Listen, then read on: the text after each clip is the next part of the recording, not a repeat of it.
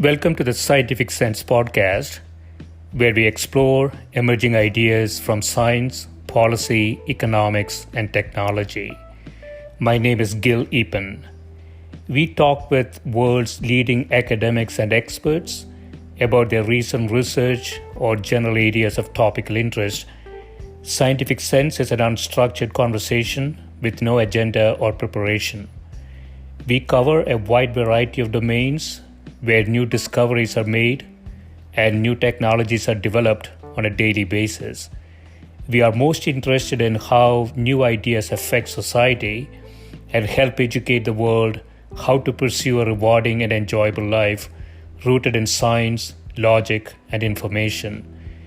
We seek knowledge without boundaries or constraints and provide unedited content of conversations with researchers and leaders who love what they do. A companion blog to this podcast can be found at scientificsense.com, and this podcast is available on over a dozen platforms and directly at scientificsense.net. If you have suggestions for topics, guests, and other ideas, please send them to info@scientificsense.com, and I can be reached at gil@epen.info. My guest today is Professor Norman Garrick, who is a professor of civil engineering at the University of Connecticut. Dr. Garrick is also a former member of the National Board of the Congress for the New Urbanism, CNU. He specializes in the planning and design of urban transportation systems, including transit, streets, street networks, parking, bicycle, and pedestrian facilities. Dr. Garrick is a recipient of the Transportation Research Board's Award for Best Research Paper in Policy and Organization, and is a Fulbright Fellow. Welcome, Norman. Thank you very much. It's nice for you to have me. Yeah, absolutely. Before we start, what exactly is Congress for the New Urbanism? The Congress for the New Urbanism is a organization that started in the 1990s, early 1990s. Yeah. And the idea was that we needed a new approach to making place in America. We had gone away from traditional placemaking, and we had gone to a situation where we were not making places. We were building housing, we were building shopping, we were building office parks. Yeah. And they were all separated out. They were all in different places. So they didn't really come together to make community. Yeah. And the CNU was a group that thought there were many reasons why we needed to go back to an older way of making communities. Yeah. Okay. And so this is a group of academics as well as practitioners, or just sort of an academic? Mostly academics. It's mostly practitioners. And actually, it started out with a lot of architects. In fact, some of the founding members are architects, and some ones that have become relatively famous. One of the most famous one is an architect from, he was a Cuban American. Yeah. And he and his wife developed a town called Seaside in Florida in 1981. Okay. And it was basically the first complete town that was built in America in 30 or 40 years. That's Andres Duane and Liz Plater-Zyberg is the name of that pair. I think people might know Seaside from the Truman Show. Yeah, I have heard of it. For the Truman Show. Yeah. Yeah, that's great. So I want to get into one of your papers. So this one is entitled Automobile Dependency as a Barrier to Vision Zero, Evidence from the States and the USA. Vision Zero meaning zero fatality in traffic accidents. You say with a traffic fatality rate of 10.6 per 100,000 as of 2013. I don't know how that number has changed since then, but it's more than triple that in the UK, the Netherlands, and Sweden, the United States has the worst traffic safety performance of all developed countries. And you identified seven separate sets of factors that influence traffic safety: exposure, travel behavior, socioeconomics, macroeconomics, safety policies, and mitigating factors such as healthcare, you say. Could you talk a little bit about the data that you used here, and if you have recent data, if anything has changed?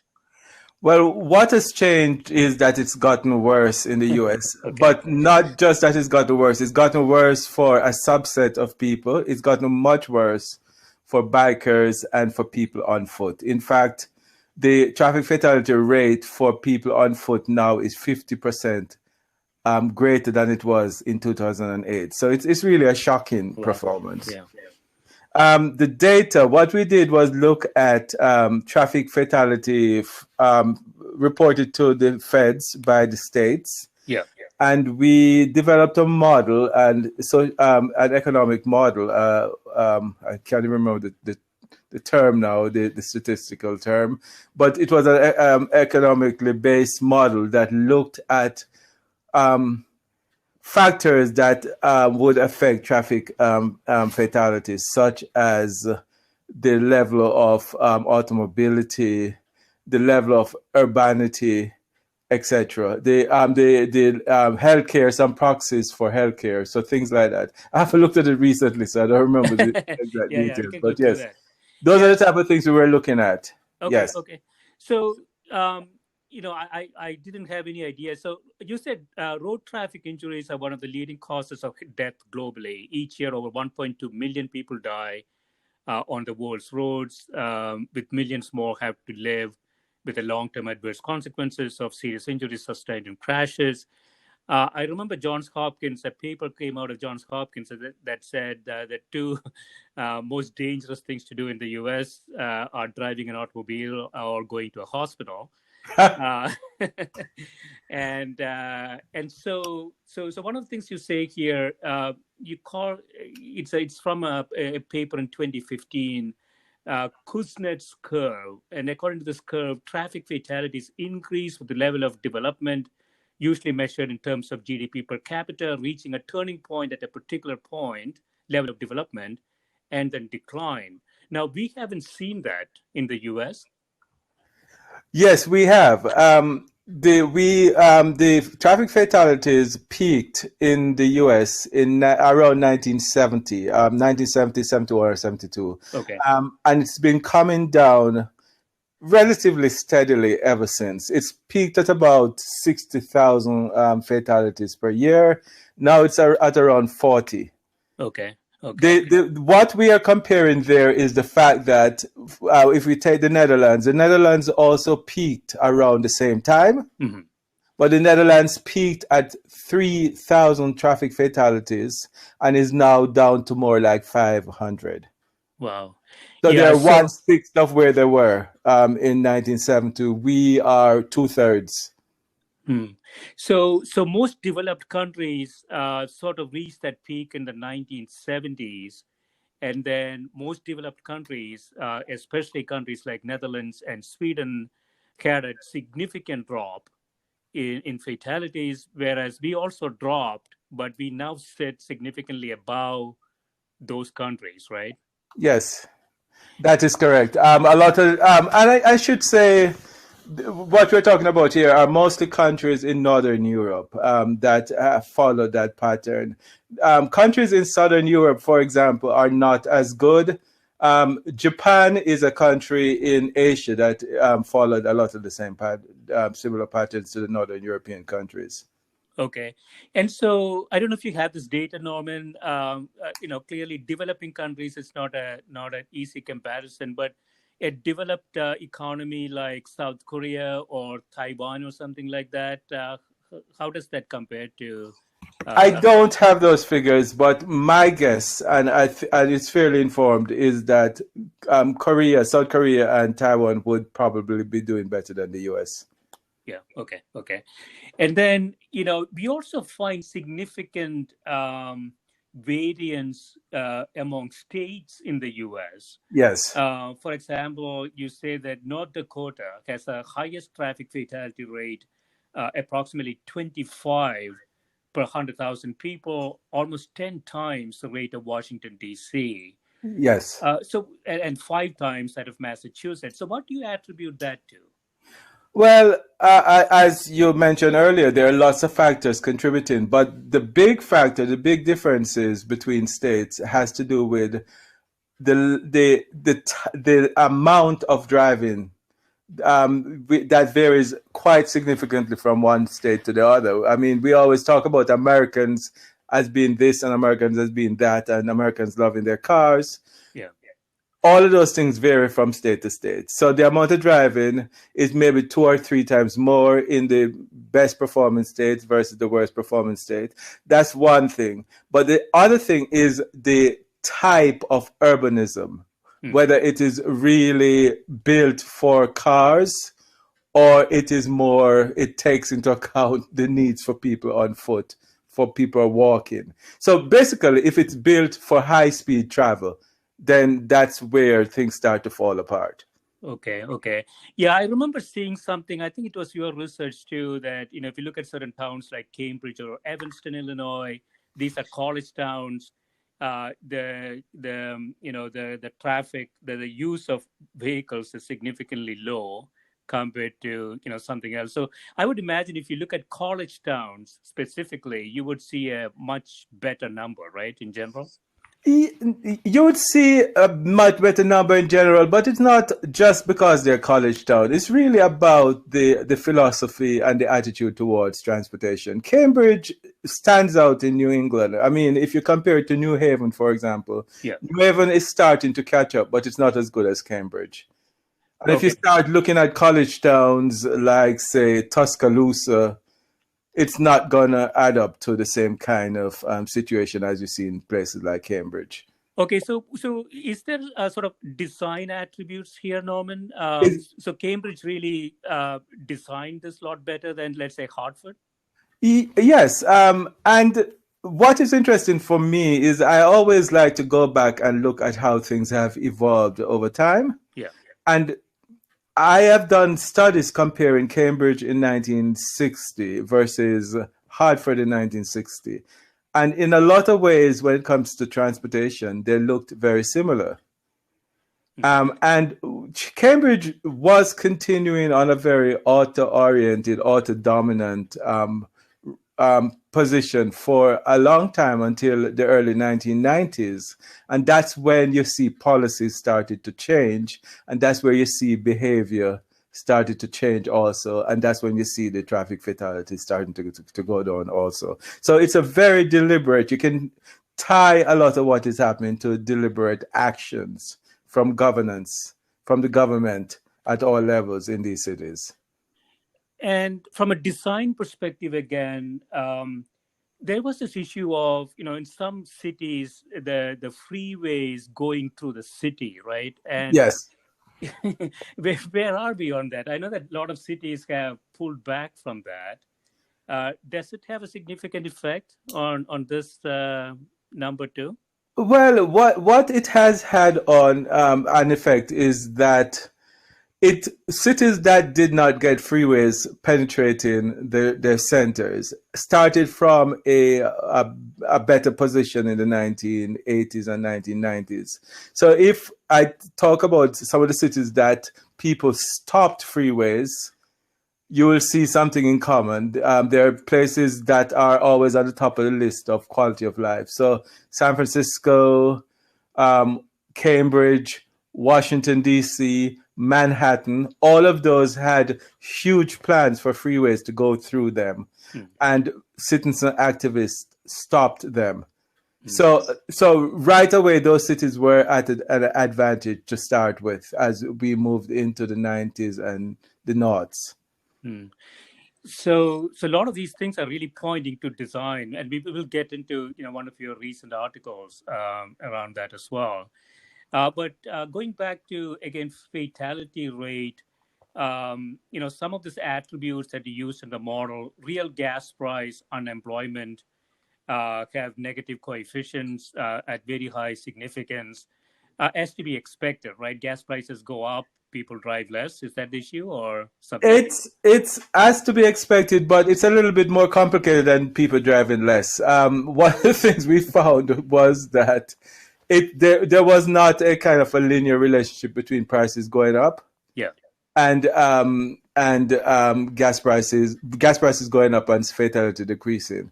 What we found was that the gas prices going up had not only the effect of people driving less, but people driving differently.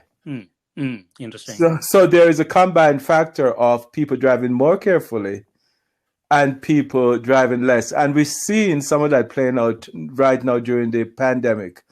One of my students just looked at some data which showed that the amount of fatalities in March, April, and May for this year, when very much fewer people were driving, is similar to the last several years in that same time period. Yeah, you don't want to go to a hospital. Well, you don't want to go to the hospital, but also people are driving faster. So so it's not so the relationship between fatality and accident rate is not only about how much people are driving; it's also how they're driving. How they're driving. So, are they driving more economically? Meaning, I think you get the maximum mileage if you drive at the speed limit or slightly lower than the speed limit. Exactly. Yes. Okay. So that is the. And that surprised me because, I never expected that people are so purposeful about things like that. But there's been a lot of other papers that have shown the same thing. Yeah. So they might have figured it out by trial and error. I guess, yes. Yeah. Okay.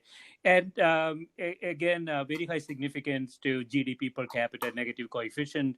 Yes. It's basically saying as you get richer, you bring it down. So there is a significant difference between developing countries and developed countries, I would imagine. It's a little bit more nuanced than that. Okay, so, a lot of this research started when I was in sabbatical in 2011, and I started this research with a PhD student from Iran. Yeah. And I worked with a colleague. Her name is Carol Atkinson-Palumbo. She's from the geography department. Right. And they were meeting about the initial data. And what they saw was that there was always this cyclical wave to fatality patterns in America. And then they found out that the waves corresponding to gas prices and to economic conditions. Wow. So when gas prices increase, traffic fatality decrease. When gas prices decrease, traffic fatality increased. Right, and so this is it relates to things like the driving less, driving more safely, but also if people are unemployed, there's also less driving, but also people are more careful about driving also. So that's the relationship with the GDP going up and down. Okay, but how does GDP connect there, Norman? Why would accidents be lower when GDP per capita goes up? So firstly, let me just correct one thing. It's not necessarily that crashes are lower. It's that fatal crashes are lower. Okay. Yeah. Right. Because a lot of times you have the same number of crashes, but it doesn't necessarily result in people dying. Okay. Yeah. So richer countries have better health, not healthcare, but better ways to to take care of an accident. Is that for that's we actually accounted for those things separately. So it's actually more things like how old are the vehicles, for example. Oh, okay. Yeah. So if you have vehicles with the modern technology, anti-lock brakes, so on, then it's less likely that if you're in a crash, you're going to die. Okay. Yeah, and then you have, vehicle per capita. The more vehicles there are, the higher the fatality. Vehicle miles driven per vehicle makes intuitive sense. And then you used infant mortality rate as a proxy for healthcare. Yes. And found significance again and very, very high positive correlation. Yes, that's correct. And would that be infant mortality? I would imagine is also highly correlated with development, right?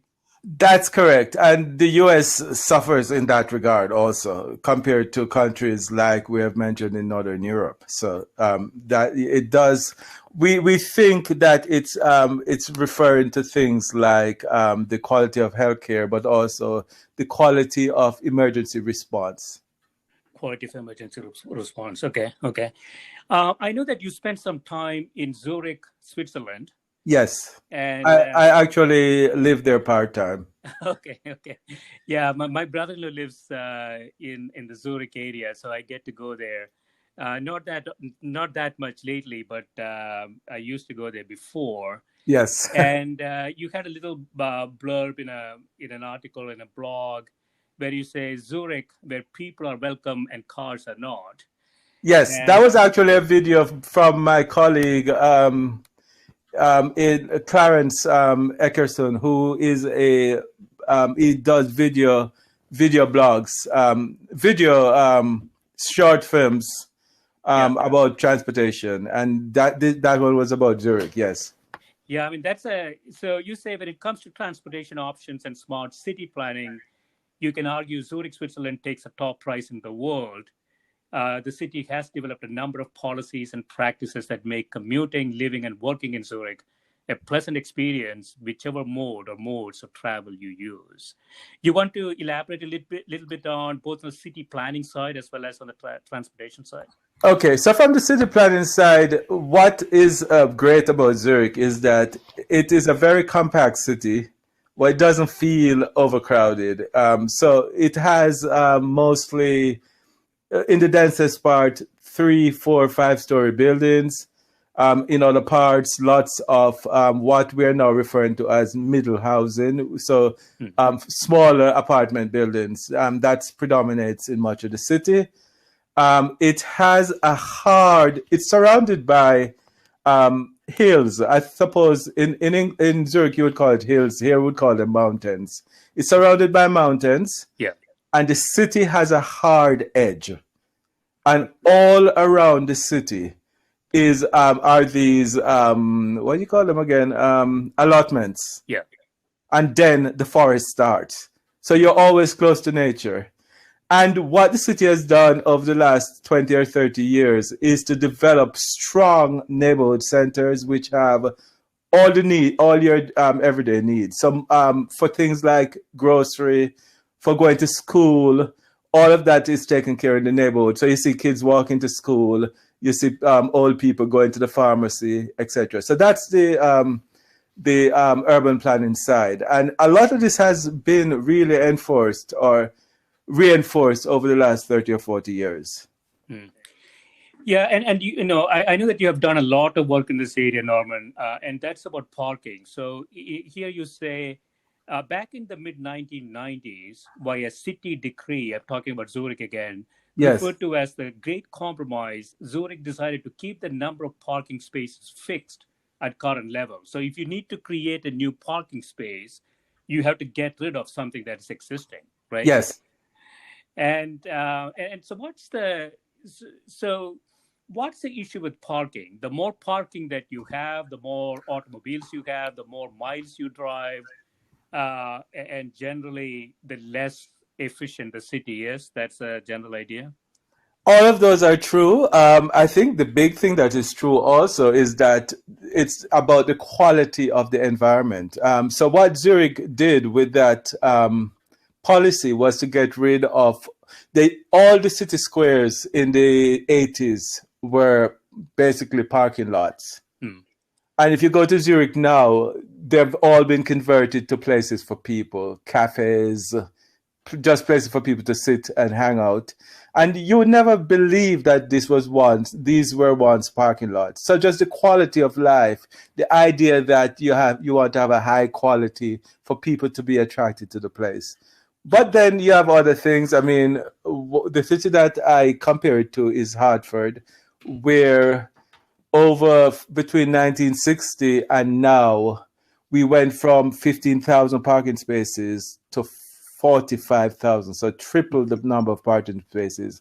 And the only way that can happen is either you build very expensive underground parking, which is about $50,000 per space, or you take down buildings to make parking. So what has happened is that Hartford has become a place where you have buildings, tall buildings, surrounded by parking. So 22% of the downtown Hartford is parking lot. And it's not just a question of quality of life, it's also a question of economic viability, because all that land that used to be paying taxes are paying almost nothing in taxes to the city. And it's going to be worse as you look forward, right? So if you buy this idea that autonomous vehicles are going to really take over, which seems quite likely, then we might very quickly get into a modality where you're not really keeping vehicles; you just getting them when you need to go somewhere. Right, but actually, one of the things that people are selling autonomous vehicles on is the idea that you won't need any parking anymore because the cars will just be roving or they will go to the edge of the city. I don't buy any of it, and I don't really think that autonomous vehicles, we have been promising for the last 10 years that autonomous vehicles are around the corner. We're going to get it in 5 years. And it hasn't happened yet. And I don't see any progress being made towards the so-called level 5 autonomy. Oh, okay. But I should say something about Hartford, about if it will continue getting worse. Hartford has actually changed its parking policy and is now trying to reverse all the damage that have been done over the last 50 years. So I think that's where the promising potential lies, is that cities are finally beginning to understand that these auto enabling technology is not necessarily good for the city. Right. Yeah, and again, going back to Zurich, where the sort of city planning and transportation design comes together, you say there's an intricate series of over 4,500 sensors throughout the city designed to monitor the number of cars entering its limits. When that number exceeds the level Zurich streets can comfortably accommodate, the cars are halted on highways and main roads into the city until congestion is relieved. So you are sort of proactively intervening before you get a congestion.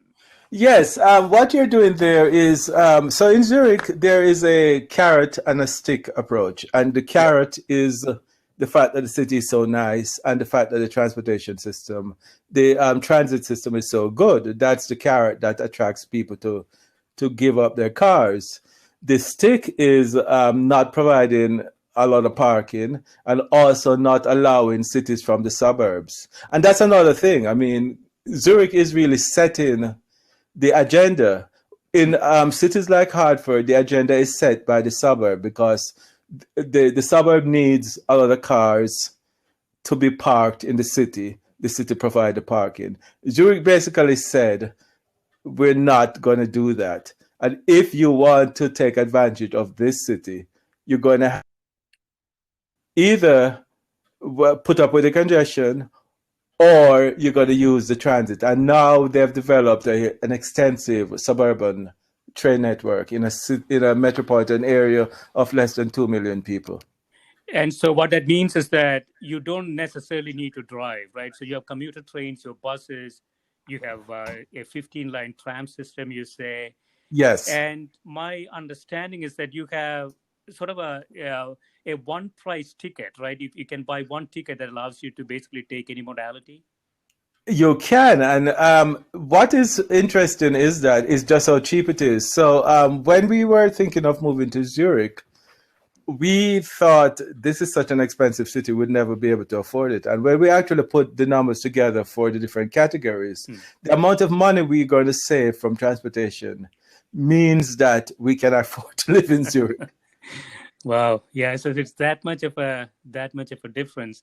On the other side of the spectrum, Norman, you also spent time in Kingston, Jamaica. Yes, that's my hometown. That's your hometown. When I think about Kingston, I think about Sabina Park and cricket ball going at 140 kilometers an hour. Okay. But other than that, so it's you have there are some issues, right, in terms of design in Kingston. You blocked out a bit there. Could you just repeat what you said? So there are some design issues, right? So walkability and oh yes. So Kingston is an example of a city that has really tried to accommodate car travel, and it's ironic because most people can't afford cars. I would say more than 80% of the population can't afford cars.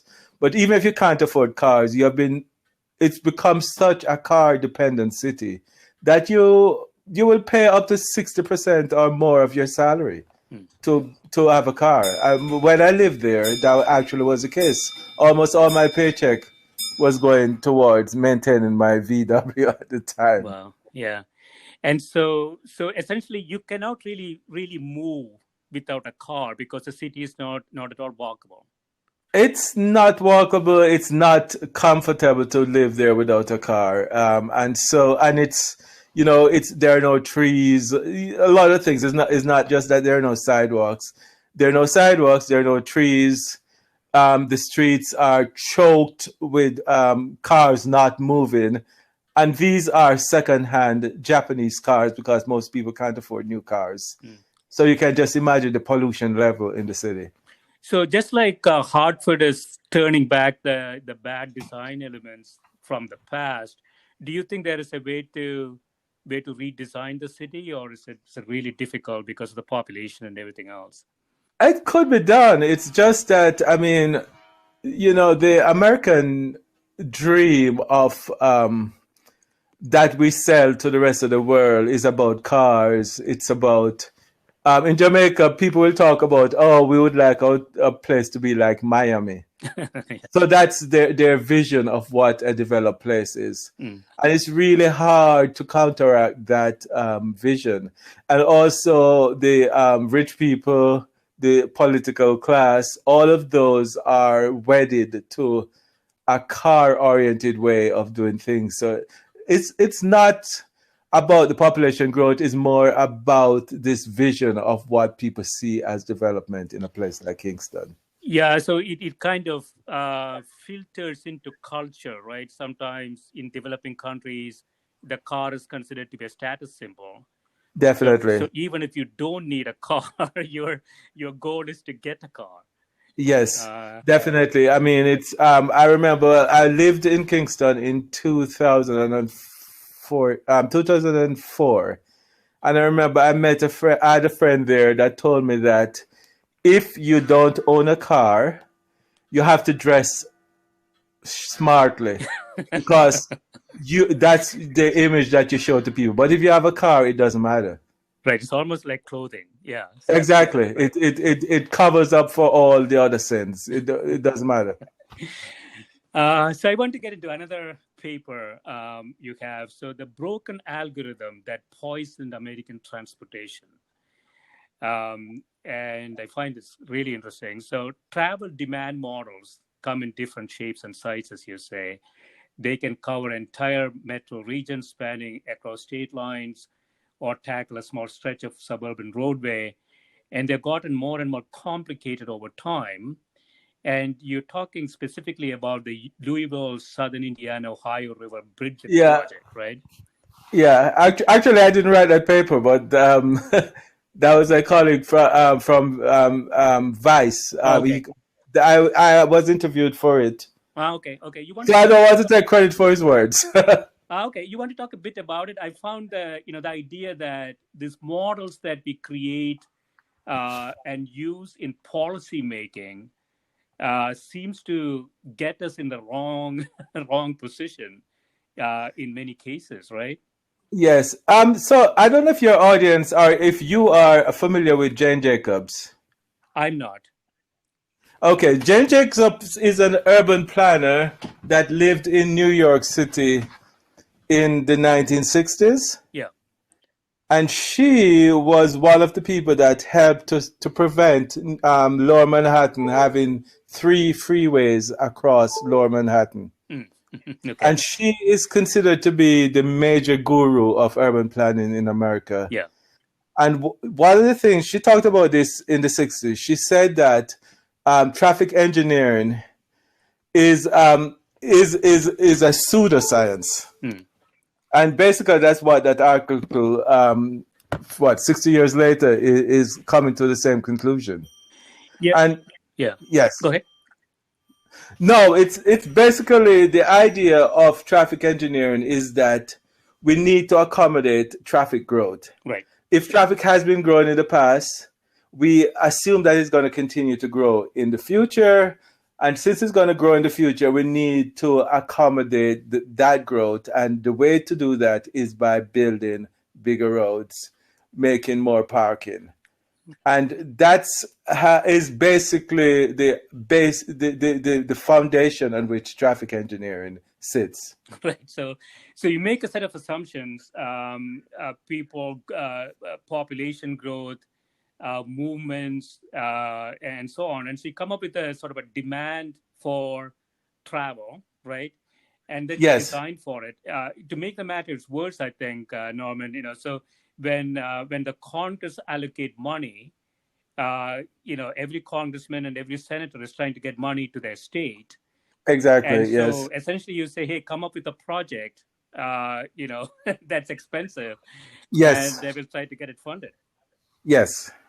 It's a vicious cycle of funding and political patronage and a science that really is not paying attention to the reality of what's going on on the ground. Yeah, I mean, the worst part of this is what you say, which is, you make bad policy decisions, and at some point you have to reverse it. You have to remove things that you built.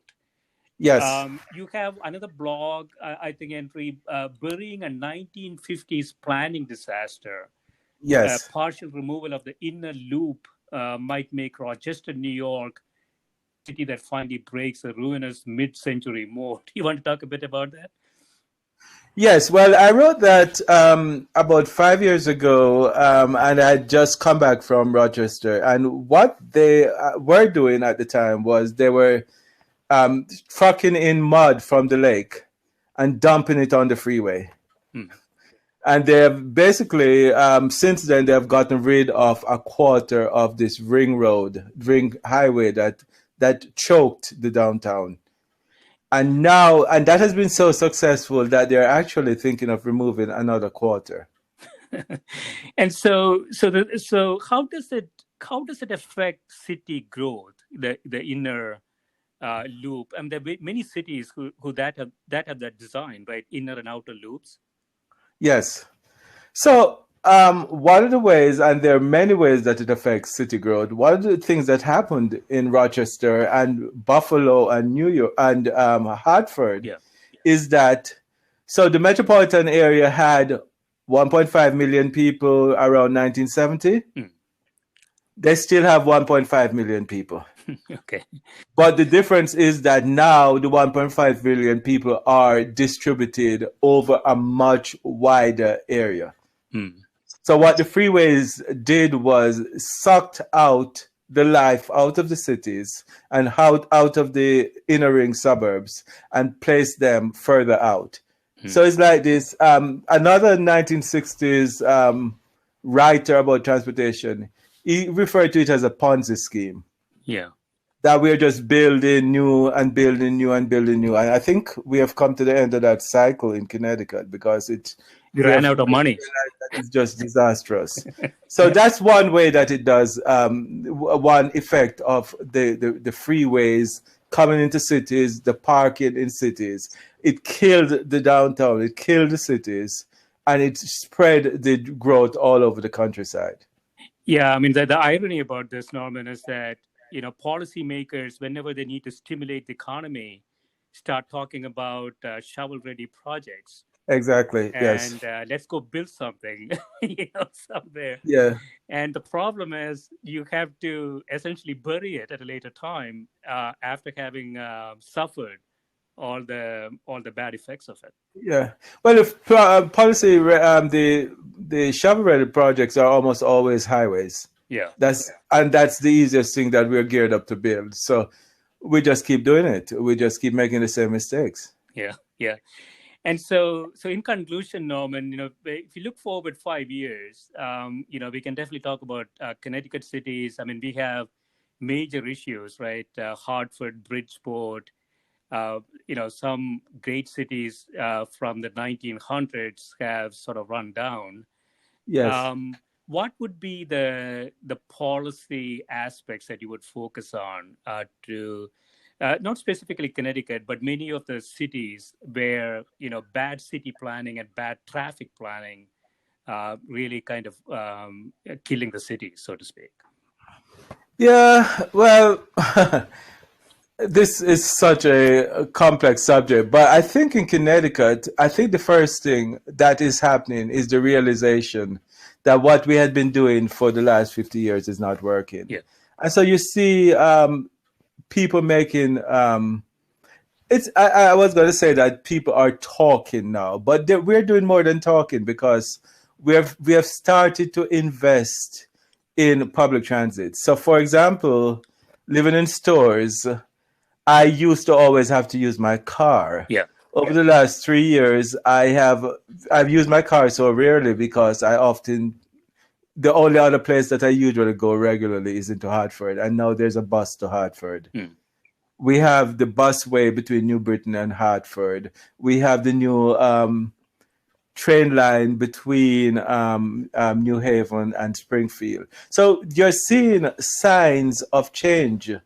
But I don't think the politicians and the policymakers always understand what it is they're trying to achieve. So yes, they think it's just about changing the transportation system. They don't understand the land use policy side of how you start to change the land use so that it fits in with the transportation. I think that's going to happen over time. But these things are really difficult to turn around. But I think the first thing that was needed is the recognition that we need to go in a different direction. And that is happening. I think what is needed now is a better understanding of how land use and transportation works, and why it is so important to get the two things moving in the same way. Right. Yeah. And I mean, we have good examples, right? Going back to the Zurich model. It's a network. For example, I live in the Groton, New London area, as you know. Yes. For me to get to an airport in Providence or Hartford, there are no alternatives. In Zurich, you can get into a train and get to the airport. Yep. And so it's just a lack of understanding of the network. It's just not one modality. You have to have trains, buses, and trams and other modalities kind of working together. Yes. Right. It's not like we have to reinvent any of this. I mean, we can just look to European cities and understand from them. Yes. You're so right. It's not. I mean, we're always looking for the next big technology that's going to save us, and it's really the technology that is needed is understanding how to make systems work together. Yeah. Excellent. Yeah, this has been great, Norman. Thanks so much for spending time with me. Thank you. This was a very interesting conversation. Yeah, thanks so much. It covers a lot. Thank you. All the best. Bye. Bye-bye.